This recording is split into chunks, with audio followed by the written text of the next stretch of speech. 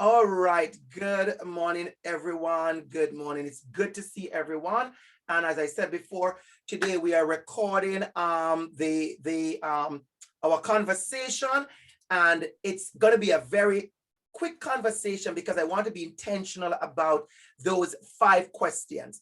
And I want to reveal something to you. Whenever I do workshops, I keep the exact same question. So these questions, I must tell you, has already been asked of hundreds, if not thousands of people.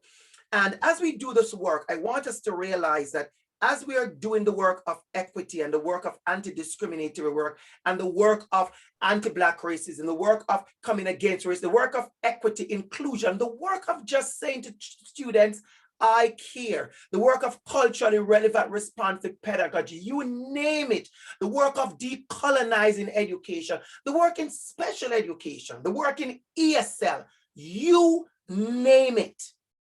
That's one of the things that I find where I'm struggling with in my work is teacher mindset. Teacher mindset. I don't know how it is that there are teachers who are not willing to learn. It bothers me that there's a teacher somewhere who has no interest in learning. When I went to teachers college, I'm going to age myself now, we go there, in 1992. Yeah, 1992 when I started teachers college. Our first definition, I will never forget in my, we call it philosophy of education. And my first definition of learning was a change in behavior brought about by an experience. That was my first introduction to what learning is defined as. This was long ago. Learning is a change in behavior brought about by an experience. If I tell you, Farah, the number of change in my behavior brought about by an experience, I can be honest, as an educator, I don't have enough fingers. There are things that I did, Farah, in 1993 on practicum, 1994 on practicum, 1995 as a young teacher, I would never do today. Never do today. Never. There are things that I thought about parents that I thought that now I realize that's so deficit. That's so wrong. I remember, Corianne, when we were wired as young teachers to think the parents who didn't come to PTA were the bad parents, that the parents didn't care. And in those days, we literally say it. Many of your parents didn't come to PTA because they don't care about your education. That was okay language, Brian. That was okay language. I have learned over the years, that's not okay language. That's deficit. That's marginalizing. That's abusive language. That's rude language. That's unloving language. And I so some of you, you talk a lot in your presentations, language matters. So one thing am I learning? We're not going to go through these, of course, but what I want you to see is just the intentionality. And I want to say thank you to my students. And you may say, Dr. Campbell, you're saying this because you like us. Well, of course I like you all, but I'm not saying it because to give you any fake credit. I'm saying because it's true. I have done workshops that when I've looked at this, because every workshop I do, if I'm doing a series, like 4 or 5 series, after every series, we do this kind of self-reflection. And I've seen things that people list, and you could see that they just list it because it's listing time. They just list it because everybody's listing. Why not just list something? Everybody's saying they're learning. Oh, let me just say something too. Very performative, because here is something I'm going to say, everybody. Because we are intelligent, educated, amazing people, we do have the skills to say something and not be authentic, but it comes across in that way. I want you to listen to that. We have the education, the skills. That's why sometimes you argue, and I use the word argue, about racism and inequities in school with certain persons. What they do, they seize the moment to exercise their intelligence. You'd be very proud of me to know I do not get in those kind of debates. You'd be very proud of me to know that I do not waste my energy trying to do what I call an intellectual exercise, an intellectual gymnastics, because there are people who just want to perform and show their ability to argue a point. And so I want us to realize what I want is to be intentional. Look at number 15, whoever you are, number 15, thank you. You said, I'm learning about my own unconscious bias. How many can say that I am learning about that and I am unlearning? There are tools that you go on practicum as students and you see teachers using, and you're looking at them and you're thinking, wow, I can't wait to use that in my class. And then there's another class you go and you go, what is she saying? What are they doing? I would never do that. That's a part of practicum, for you to learn all the great things and all the things you shouldn't do. I have a speech that I do called Lessons I've Learned from Bad Leaders. I have learned some amazing lessons from bad leaders not to do that. So I want you to engage in your learning. Number 23, I love this. I love this number 23. I said, I am learning to ask myself difficult questions and be comfortable in seeking out change through humility.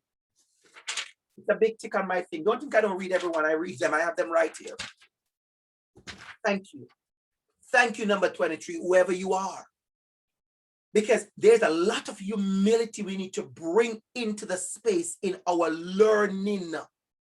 Number 33, you went right into that idea of, I'm learning that my own experiences are not shared by everyone, and that that others' experiences are just as valued, if not more valid than mine. Making space. Some of us, we do not know how to make space for others. Some of us need to learn how to make space for others. I love number 36. I love this, where your identity meets your teaching, meets your advocacy, whoever you are. I love this. Thank you for sharing. I'm learning how I can use my identity as a BIPOC LGBTQ member to amplify the voices of sexual and ethnic minorities. And some of us, we're not going to reach there yet. So I want you to be patient with yourself. I want you to engage in learning. I didn't say be lazy. I said be patient. I don't do lazy, but I'm in love with patience. Be patient in your own unlearning. People look at me sometimes and say, Dr. Campbell, I would love to be like you. When I hear you do speeches, you're so powerful. And I said to them, there was a time I was scared of my own shadow. As a young boy growing up in Jamaica, in a space that is very homophobic, especially at that time, I was afraid of my own shadow. I policed my own body consistently. Is my wrist broken? Am I talking rough enough? Am I walking manly enough? And I've learned how to not police myself. So I want you to know that. The next thing we move on to, everybody, is the things that we are unlearning. As much as we are learning, ask yourself, what are you unlearning? So I'm going to share a story to you, everybody. I want to share this story. Thank you so much. And Corey and Brian and Farah shared the space with me. I want to share a story with you. I was the host in Canada right here of one of the biggest, if not the biggest, I think it is the biggest, drag pageant. So I was invited to be a judge on the panel.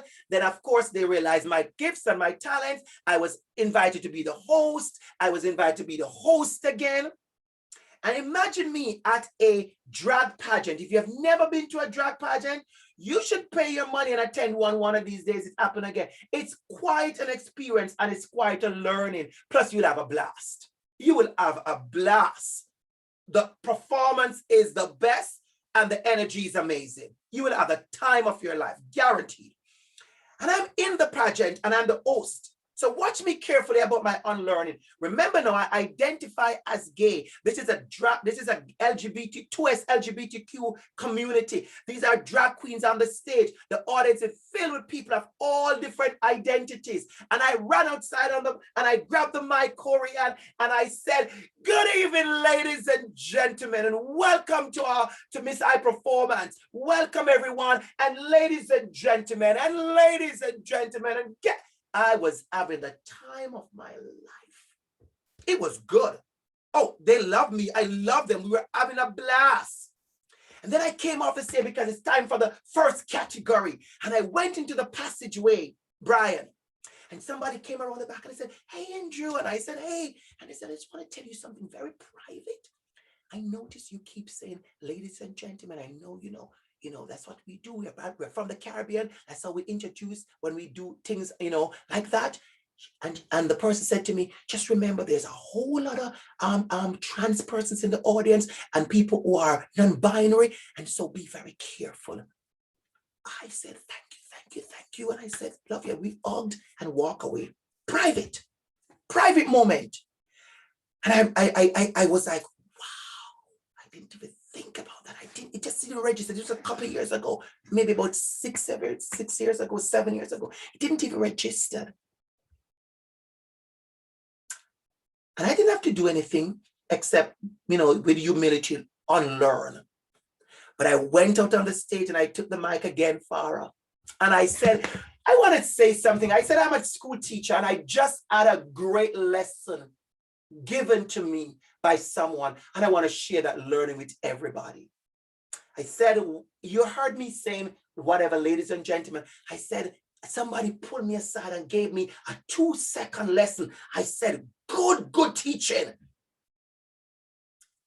And I said, we're past that. What I've done is not acknowledge all the trans persons in the audience. I've not acknowledged all the non-binary people. And I want to say I'm sorry. And I'm going to start over. Can I start over, everybody? And they said yes, and I started over.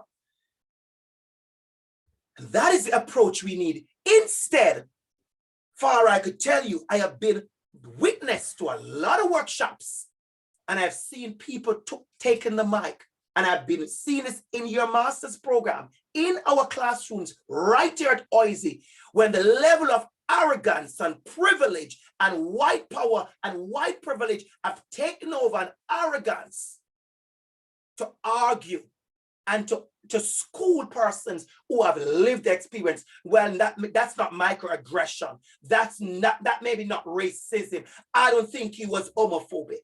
Instead of in humility, you said, you know what? I'm sorry, Corianne. I didn't understand that. I sat here, I told you all last week, I sat here when it was a Holocaust Remembrance Day, and I was doing my work. My TV's right over there. And there were, I think it was 2 or 3 ladies that were talking about Holocaust and the history and what is being happening and the learning happening in school. And I sat in my chair like this, and I'm listening. I am learning. I am unlearning. I am being pulled in. I want to learn. I leaned into the TV. I leaned into CP24 so I could engage in some unlearning. How are you leaning into your opportunities to unlearn? Are you just missing them? A lot of people are missing those opportunities, Farah. People are just missing them. An hijab wearing woman comes to speak and she says something about her history and her hijab. You just don't listen. You miss that opportunity to learn something and to unlearn something. We have to engage as educators in learning. Our mindset is the issue. Our mindset. I love number 10 and 11. Oh, you talk about, I am unlearning the terms. I am unlearning the societal norms. Thank you, number 10. Thank you, number 11. I loved that. Simple. Look at number 16. You're unlearning any implicit bias I have had. I am learning non-inclusive language. I don't need you to give me 50 sentences and 20 big words that you're learning. This is the learning here. Number 22, you're unlearning stereotypes and privilege that have been wrongly built in my head. Number 22, can I tell you, whoever you are, I love you.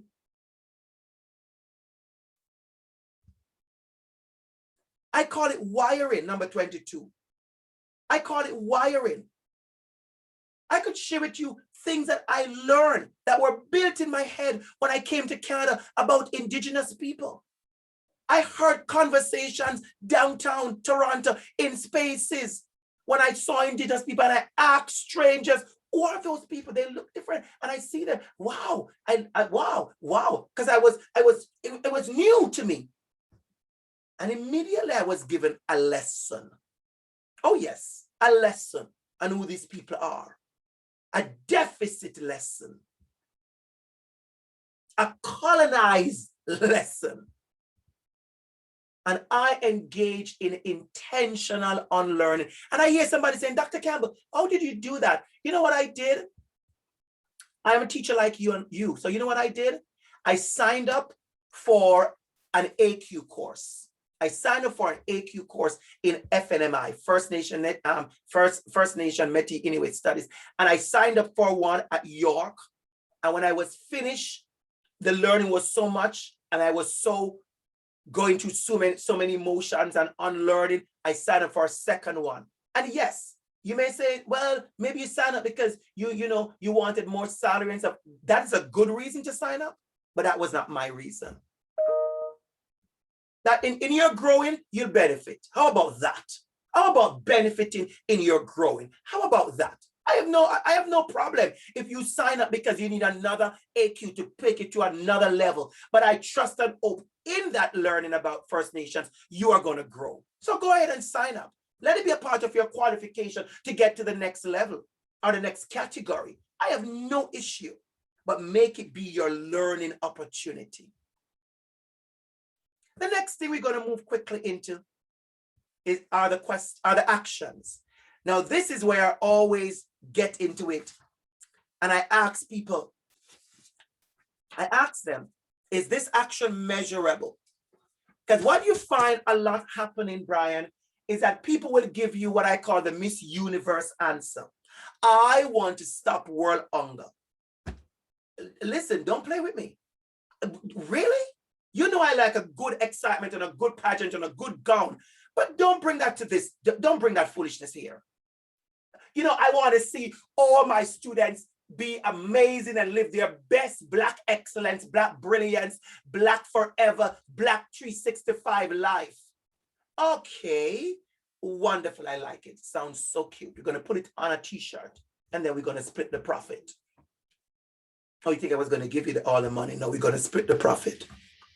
But after we have worn the t-shirt, after we have bought and the cup, after we have done the notebooks and all the different merch, and all the great stuff, what is the real action, Farah? Talk to me. What is the real action? What are you going to do? Is it something with your lesson planning? Is it the use of the videos you're going to be switching up, Farah? Is it that you're going to be intentional more about what you do to get to know your students? Is it that you're going to be watching more videos and more sessions to unlearn certain things? What is it that you're doing? Is it that you have never had 7 hijab wearing girls in your class? Now you have a class that looks different and you want to be intentional about getting to know these children? You don't know about the Hindu festival, Diwali, and all of these things, but now you want to understand it. Like for me, when I went to one school and I've never had so many Asian students in my class, and so quickly I learned the difference that my students were not all Chinese, but I had Asians, I had Chinese students, I had Korean students, I had one student from Vietnam. I think every day I talk to him about, I love Vietnamese food. He got the picture, and by the third day, that Mr. Campbell liked pho. I really like pho, by the way. In this kind of snowy day, the best thing is some pho. And get the full one, get the extra meat. But the delivery is going to be twice as expensive today. How are you being intentional? And then I realized that I had 2 students also from Korea. How do you be intentional? Then I start to learn stuff. And they explained to me that, sir, it's not pho, it's fa, and it's pronounced, it's sound with an A. And I'm still learning. I'm still learning how to use a chopstick because I love a good appetite. But I love, people know me Asian. I love Asian food, all kind of Asian food and Thai food.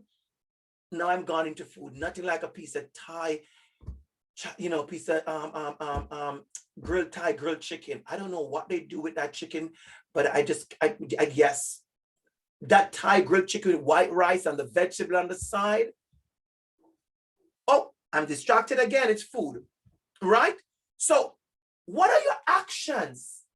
Is it that you went to the school last year, Brian, and you realized, wow, Chinese New Year celebration in a school this big with so many Asian students, it's just, ew, wow.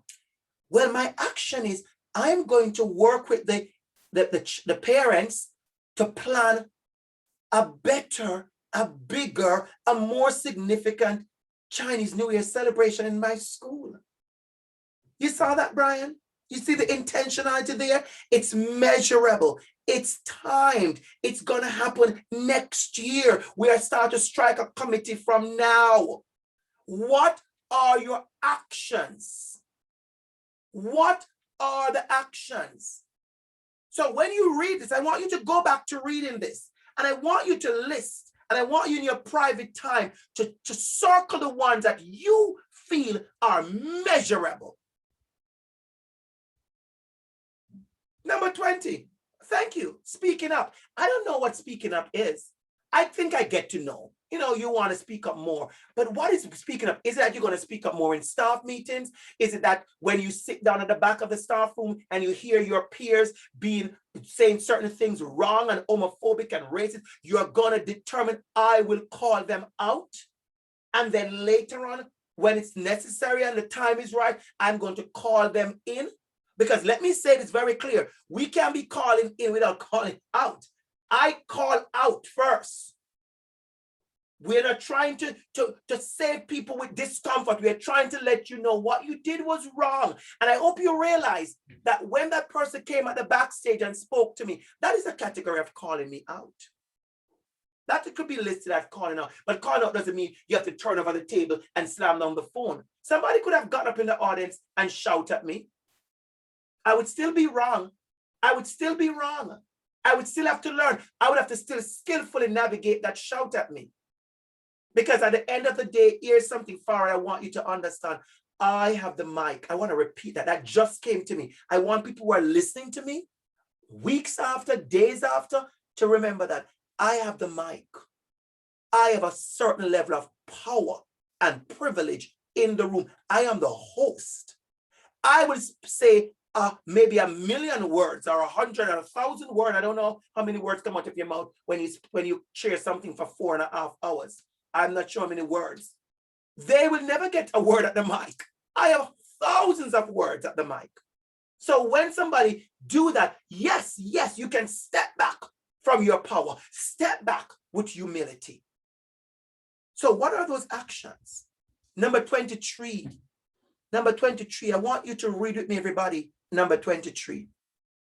I will decolonize my curriculum. In my history teachable, I want to center resistance and agency-based narrative about Indigenous people and stray, I love the choice, stray away from, oh, I love it.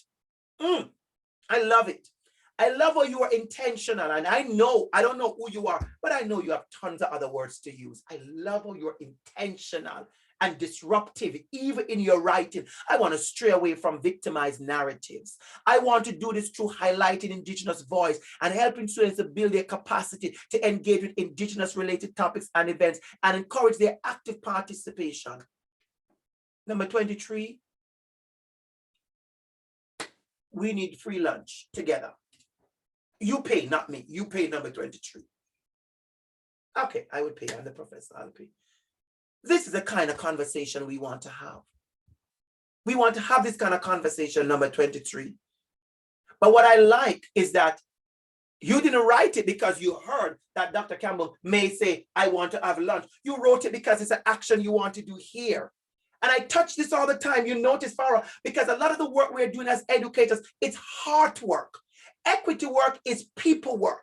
It's human work. It's seeing people's children when they come to school rough and tired and without sleep and full and empty and angry and upset and pissed and sad and lonely and new and afraid and scared and bold and loud and extra. Whatever they come to our class with, we can see them and say, you know what? That's my student. That's my student. I am responsible for taking care of that student. So I love this. Thank you so much. The actions, number 23. Number 33, you got it. You got it, number 33. I had goosebumps and I just get it again reading yours. I will make sure every child in my classroom is seen and loved. But I want to push back at you, number 33. I want to push back at you. How I want you to write down in your own book, in your own little diary. I have my little book here. It's my little book I have here. I have put a little paper clip there far because the leaf's dropping out. I don't know what's going on with the leaf, but it's my little book. When I do things, I grab my pen far and I write. I want you to write in your little book. How are the ways I'm going to use? What are the things I'm going to do so my students can be seen? I'm going to share with you a story, number 33, how I use dancing to see my students. Dancing. So, Brian, you don't have to use what I use. You don't have to be a keynote speaker. You don't have to tie yourself to a building and do a sitting and a sleep in the middle of the intersection of Dundas and Young Street. No, you don't have to do all of that. Whatever you are good at, use it. If you're a painter, you could start an after-school paint club, and you are intentional about who you want to be in the paint club. You may go and you may realize, wow, there's so many Black boys who I see them have talents, and they go to school, and when school dismissed, I see that they don't go home easily. They stay in the schoolyard and play basketball. There's a whole other reason maybe why they're doing that. But let me introduce them to something else, and all of a sudden you start the after school paint club. We call it the BVA paint club. Oh yes, you can call it the BVA. Or you can call it the BVA. You could use your initial. Nobody can stop you. The BVA paint club. Can you imagine? The BVA paint club. And then you start to teach them that they have gifts and talent. I have a funny feeling, Brian, you're going to discover an artist right there.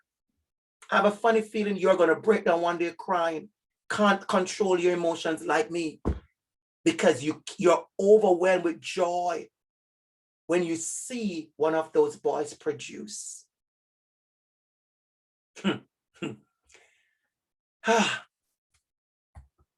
That story just takes me back to dancing. They gave me a little room because I wanted to go. There's so many Black girls in that particular school I was at. And I was there for 4 months, Farah. 4 months as an LTO. I wasn't there for 4 years. 4 months. We're magicians. You know that. We have the goods. We can do it. And I started a dance club. And they turn up. And the next week, they turn up more. And then the principal said, well, I think you should use the gym. Ha! From a room to a gym, Brian. Because I created space. And I played the drumming, and I played the Beyonce, and I played Ave Maria, and I played other kind of music. I exposed them. Culturally relevant, responsive pedagogy. I exposed them to all levels. We had, hey, Margarita, go. It's because a lot of them were Latina as well. And then we had Jamaican reggae dancehall. Yeah. And then we had Beyonce. I remember that time it was, baby boy, you stay on my mind, fulfill my fantasy. You should see me at the front dancing. At one point I thought I was Beyonce. I had to pull back because I was like, okay, Mr. Campbell, you are not Beyonce. But the kids, they would laugh and they loved the class. And one day I say to the students, all you girls, if you have a little eel, like a little 2-inch eel, I want you to bring it to school. Their eyes light up. They were going to get to dance in eels. They were going to do a little Beyonce, a little Latina Spanish dance. They were going to put on their Shakira. What? And then I used that Farah to broaden their consciousness. I remember I played Indian song. I remembered I played Ave Maria. They said, we like that song, Mr. Campbell. And I said, it's Ave Maria, one of the most popular Christmas songs, but I played Stevie Wonder version. Culturally relevant, responsive pedagogy. Then I played an old classical version. And then I remembered the Jamaican University Singers Choir had a version. It goes, Ave Maria, Maria, Maria, Maria, Ave Maria, Maria. They built it up in the reggae music. So if you're listening to me and you're a music teacher, I gave them Ave Maria in 4 different styles. How many Ave Maria are you using? I'm not a music teacher. I could find 4 Ave Maria. I could find a Stevie Wonder RB version. I could find a classical. I could find a Jamaican version. And I could find, I think it was another female singer version. Exposing them. What are you doing? What are your actions? What are your actions? And the last one we're going to do, we're going to wrap up this video, this presentation. No, 2 more. One question I have. I want to caution you, Corey. I want to caution you, Farah, Brian, and I want to caution myself. We're not going to know it all. If you leave this class today and you literally say to me, Dr. Campbell, I have more questions than answers, I'm going to say, good job. Good job. You're going to be like, what? I want all the answers. I could go to the school and be the best teacher. It's not going to work like that. Because I'm going to tell you something, Corey. And you see that dance class I had at that school with the Ave Maria, Maria, and the baby boy you stay on my mind and all that kind of song? That may not work in another school I go to. Remember, I've taught dancing in Jamaica, in the Bahamas, in Canada, in many different spaces. Every classroom is different. The children need different things. Our students need different things at different times. So I want you to ask those questions of yourself. I want you to ask a question, and then I want you to be intentional in going to seek answers. Maybe you get your answers as talking to your peers. Maybe you get your answers just talking to your peers. People are asking questions about resources. They're asking questions about behaviors that may be problematic. They're asking questions about peace. They're asking questions about guilt and non-inclusive. They're asking questions about how do I approach students. They're asking questions, how do I speak to my peers? How do I know that we are not othering? What's the difference between appropriation and appreciation? How do I call out? How do I know that I call out? When do I call out? How do I prioritize? All of these takes time. That is why teachers with 20 years and 25 years and 30 years are still doing workshops today, because they are learning and they're unlearning. How do I do it restorative approach? How do I use the trauma? How do I use other things? Questions. Write the questions down. And the last one is, I love this one. I added this one about after using it for about 4 months, 5 months, maybe 6 months. I added this question afterwards because I wanted people, when they were in there learning, to understand. You will struggle with some of this. You will struggle. It feels overwhelming at times. It feels like, as somebody said, will we ever find peace? It feels like, how to advocate for social justice as a new hire, how to ensure my actions are genuine, how to ensure that I'm dealing with the call out the right way, how to question if I speak up in an uncomfortable situation, how to give motivation. I'm struggling to find my own voice. Number 16, I hear you, number 16. I hear you. Number 20, you're struggling with your own mental health. And I'm going to tell you why I want to honor that and want to stop and say that. Because there's certain capacity that I would not put on you. I want to pause for you to get that. And there's certain capacity you should have put on yourself. Do you have the capacity to do certain work? There are people who I know, They are afraid of so many things. They don't have the capacity. This work that I do is very consequential.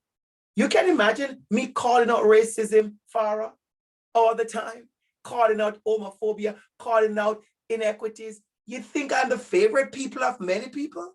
I am not. Some people can't help but like me because I'm gorgeous. I'm just me.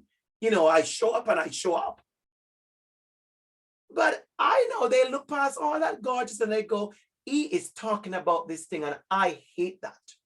And I'm gonna say what I want to say. And if they can't say what they say, they'd be like, I'm gonna write the nastiest comment on his evaluation. I have had the nastiest comment on my evaluation. I have had students say, how dare a university like Toronto hire somebody like Dr. Campbell?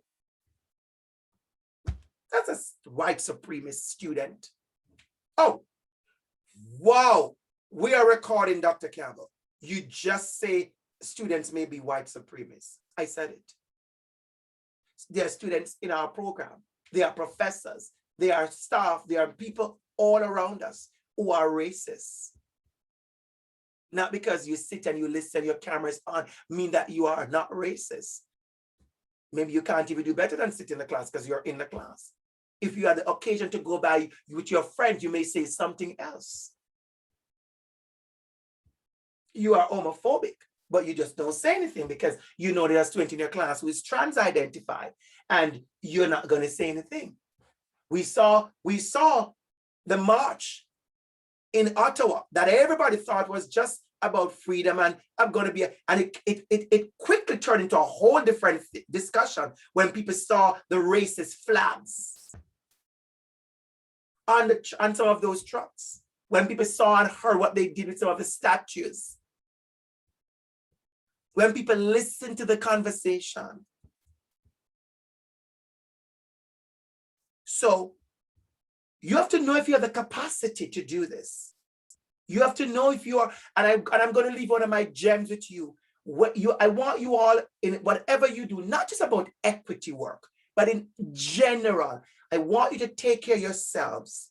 Because here's one of my quotes, Farah, one of DR.ABC notes to self. In my book, Notes to Self, you could check it out. One of my quotes is, I want to be well enough so I could be good enough. I know you got it, Farah. I could see you got it. I want to be well enough so I can be good enough. Some of you know I'm dealing with, I didn't share it, some of you, I'm dealing with 2 deaths. I'm heading to Jamaica, actually, for a funeral and then to support somebody else who was a very close person to me whose mother died. And there's a lot. I have to change some things. I have to make some adjustment. There's certain capacity I don't have, especially next week, because I need to be well enough that I'm good enough. How are you attending to your own self-care? Number 20, how are you attending to your self-care? And I just want to say this because I feel the need. I'm a person who follow my spirit. If you're struggling and you need a different kind of attention, you have to know how to get that. There are students who have taken a break from practicum. They have chosen to do their practicum later. They're aware that they are going to graduate maybe 4 months later than you are, or a year, but they will graduate like you. You're going to be a teacher. You're going to be a teacher. I feel to say that you will be a teacher, certified OCT. But in the midst of all of that, you have to take care of you.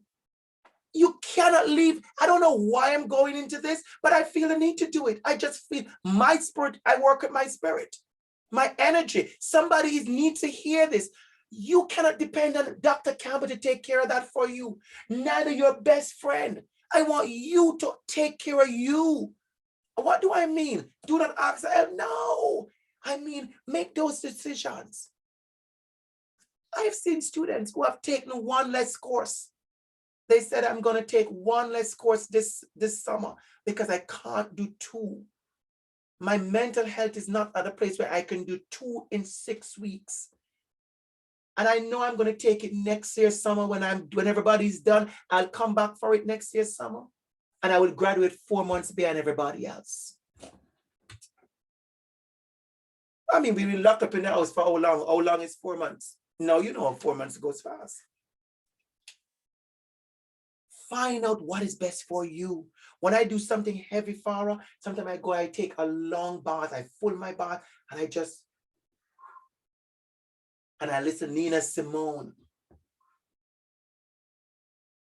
Or I listen Adele. Or I actually love Amy Winehouse. I love Amy Winehouse.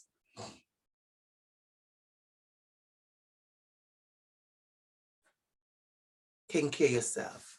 So as we close this session, you will struggle with things. You will do that.